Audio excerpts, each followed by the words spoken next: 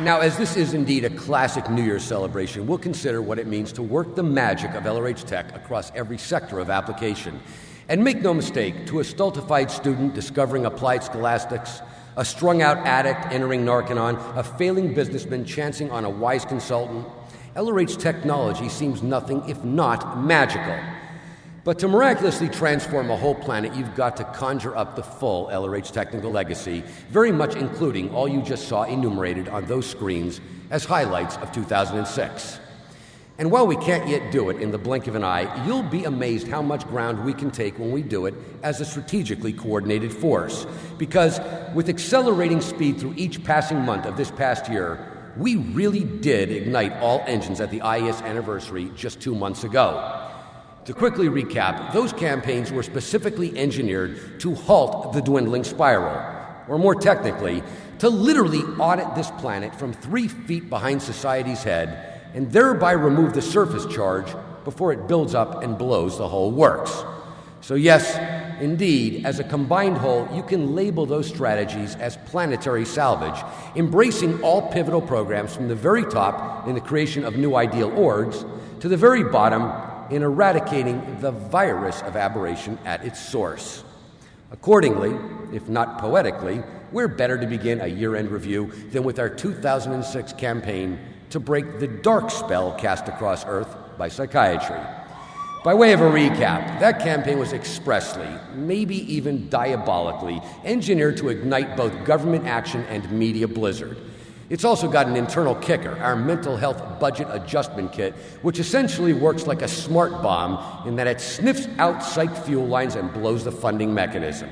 And in that way, to put it bluntly, we booby-trap the whole psychiatric ecosystem.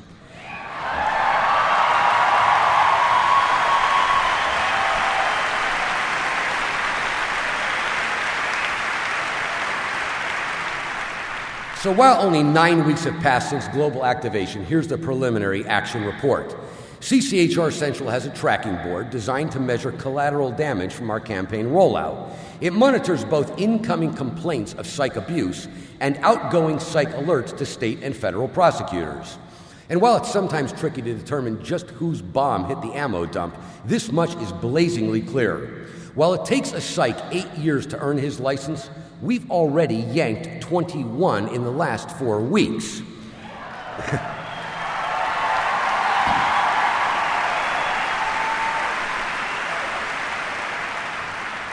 Then there's all our campaign represents as a high-pressure system for an anti-psych climate, of which the best barometer is the Anti-Psych Media Index. And while CCHR trackers describe the last 4 weeks as highest ever, the psychs themselves have a somewhat more descriptive name for it. Apocalypse Now. And here's the satellite view. The first of 4 plagues to visit psychiatrists in the wake of our campaign was a veritable storm of British press, more than 800 column inches mushrooming up from our launch site in England. Then came the 2,600 newspaper, magazine, and e-news articles like a cloud of locusts from elsewhere around the world, followed by a third swarm of news clips, documentaries, and televised forums. Then, just when psychs thought the seas had parted and they could safely enjoy this holiday season, it all rained down, because what with CCHR-inspired hearings on the menace of new generation psych drugs, the age-old secrets of how psychs cut deals with the FDA have finally come to light.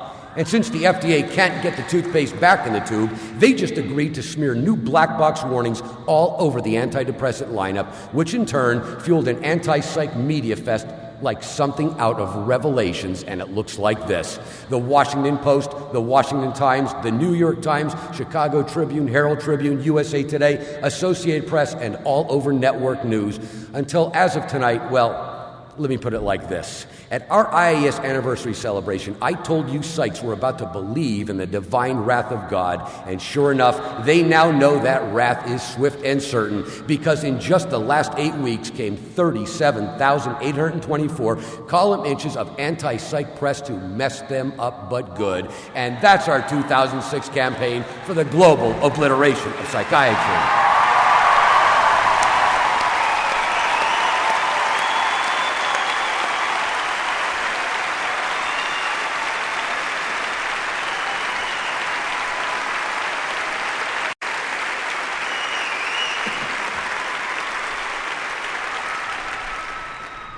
While the Way to Happiness numbers were already big as of last year, Operation Planetary Calm is all about global saturation, as in worldwide airplay of 21 public service announcements, each one illustrating a precept from the Way to Happiness.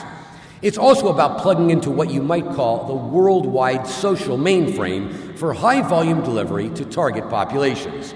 By way of example, while you can shotgun booklets across any town USA, you need distribution points like this one to hit mainstream America. It's the Ashland Springs Hotel in Ashland, Oregon.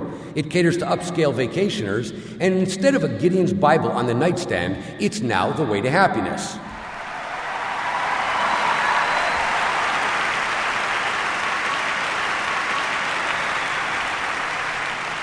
Similarly, while you can hand out bundles of booklets across every African-American neighborhood, you need someone like this to reach a target group of 12 to 18-year-olds. She's hip-hop fashion queen Kimora Lee Simmons. Her custom cover coordinates with her fashion line, and she funnels booklets through inner cities in both New Jersey and Los Angeles. Then there's our corporate tie-ins. The multinationals tend to have third-world image problems, so this is what they're doing about it. Coca-Cola Pakistan with a Braille edition for the blind, nationally televised no less. Philips Electronics, likewise all over Pakistan, and Dell Computers all over Africa. Then there's the power of Way to Happiness right in the marketplace, as in the big retail chains who have an obvious vested interest to cut shoplifting. And when you're talking frontline retail, you can't get much bigger than 7-Eleven, so here's a few of their 4,000 plus outlets across Taiwan. The numbers grow even larger when you follow the campaign trail into Taiwanese schools. To date, it's 250,000 by order of Taiwan's Ministry of Education. It's also running through national distribution channels elsewhere around the world. Here's the first Lebanese edition, as just approved by Lebanon's Ministry of Security. And here's how Ecuador's Postal Service said, "Merry Christmas 2006.